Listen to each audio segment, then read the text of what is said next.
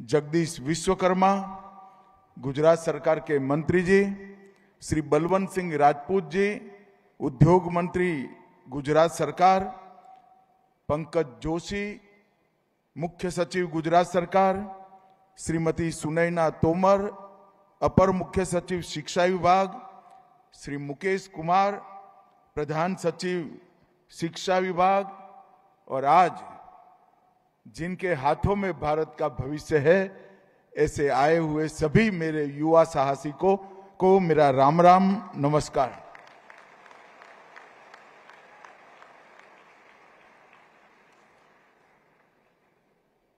Startup conclave 2025 का आज शुभारंभ होने वाला है।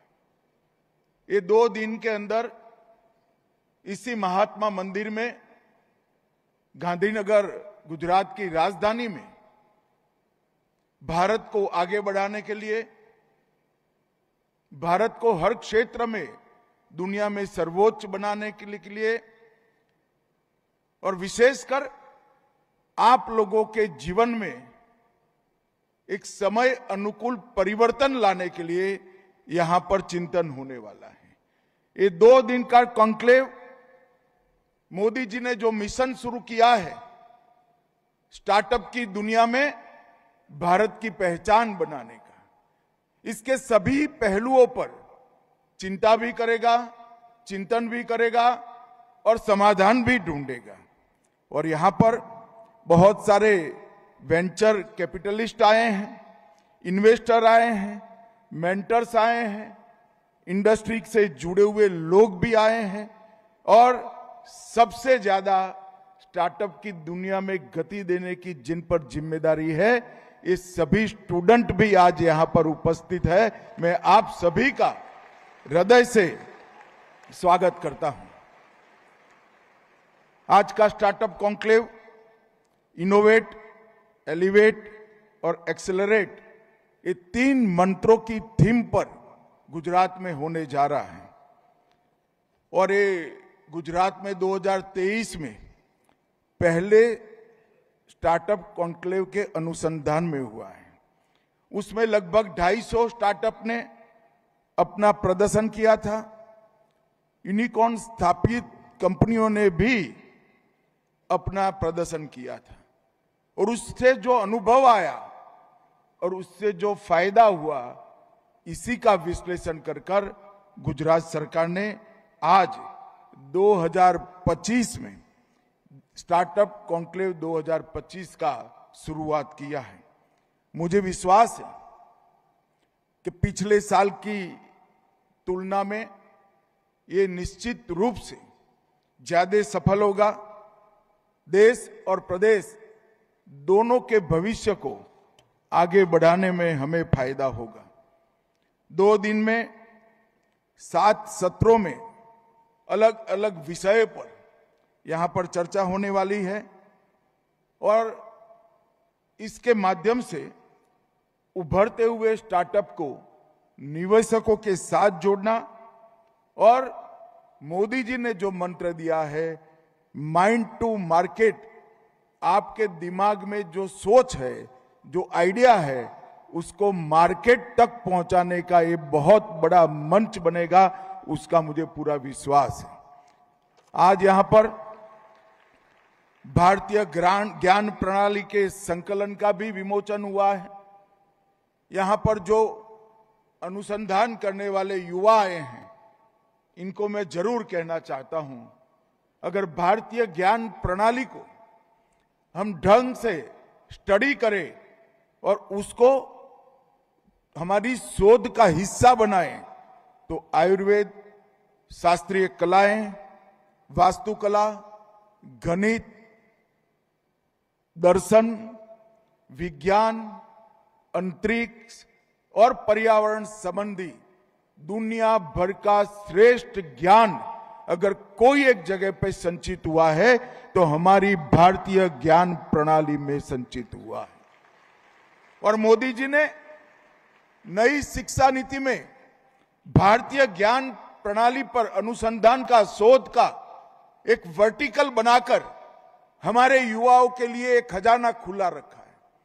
और अब पांडुलिपियों को भी अच्छे तरीके से संग्रहित कर इस पर अनुसंधान कर जो ज्ञान हमारी पांडुलिपियों में पड़ा है वो भी आप सभी के लिए उपलब्ध कराने का एक प्रयास भारत सरकार कर रही है।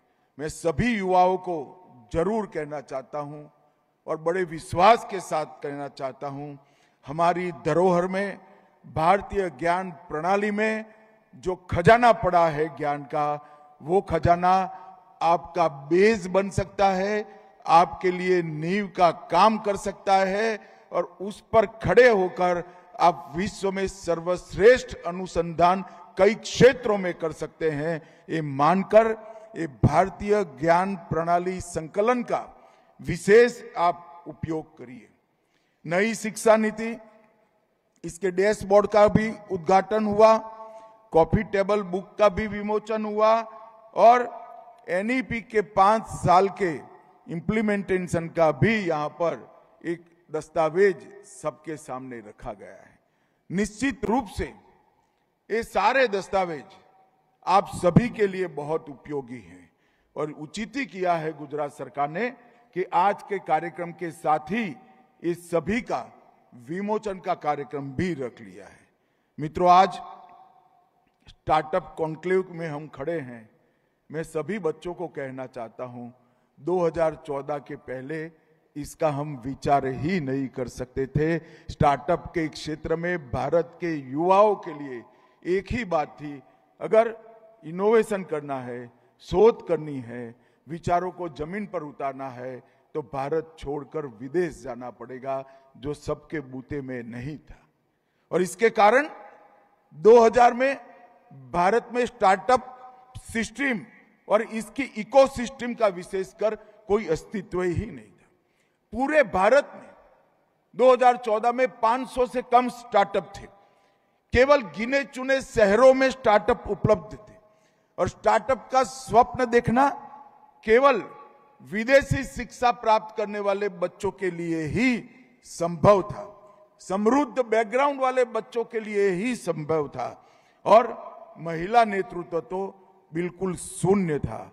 और पिछड़ा वर्ग जो देश की 70% आबादी है, टायर 2 सिटी जो देश के लिए बहुत बड़ी अपेक्षा जिनसे हैं, वो क्षेत्र में 0 स्टार्टअप थे।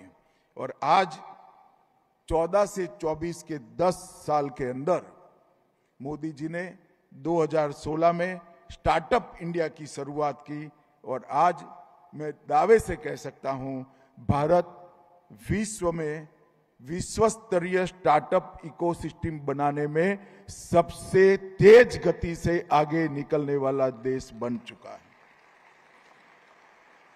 स्टार्टअप इंडिया के अभियान से भारतीय युवा को जॉब सीकर से जॉब क्रिएटर बनाने का स्वप्न मोदी जी ने पूरा किया है और वर्ष 2016 में ही स्टार्टअप्स को केवल प्रॉफिट कमाने से आगे निकलकर आत्मनिर्भरता का एक बड़ा साधन मोदी जी ने बनाया।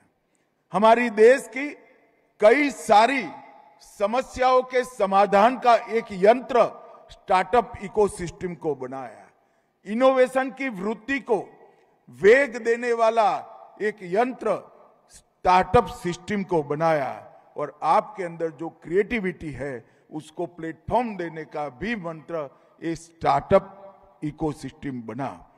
और उस वक्त मुझे ठीक याद है, मोदी जी ने कहा था, भारत के पास भले ही मिलियन प्रॉब्लम्स हो, मैं मेरी बात युवाओं फिर से रिपीट करना चाहता हूं, भारत के पास भले ही मिलियन प्रॉब्लम हो परंतु बिलियन प्रॉब्लम सॉल्वर भी है जो आप हो। आपके भरोसे प्रधानमंत्री जी ने ये स्टेटमेंट किया था। और 16 से 24 महज 8 साल के कालखंड के अंदर विश्व का तीसरा सबसे बड़ा स्टार्टअप इकोसिस्टम आज भारत बन चुका है, ये जमीन पर उतर। और स्टार्टअप इकोसिस्टम को ताकत देने के लिए ही यही 10 साल के अंदर भारत विश्व का तीसरे बड़ा डिजिटल इकोसिस्टम भी बन चुका है। आपके विचार, आपकी शोध, आप जो साहस करने वाले हैं, इसको ये डिजिटल इकोसिस्टम बहुत त्वरा के 2025 जारी किया गया है। 2014 के पहले ग्लोबल इनोवेशन इंडेक्स में हमारा कहीं दूर दूर तक 1 से 5 में नाम नहीं था। आज बहुत कम विधाएं जो है जिसमें इनोवेशन इंडेक्स में शामिल है, इसमें भारत 1 से 5 में नहीं है।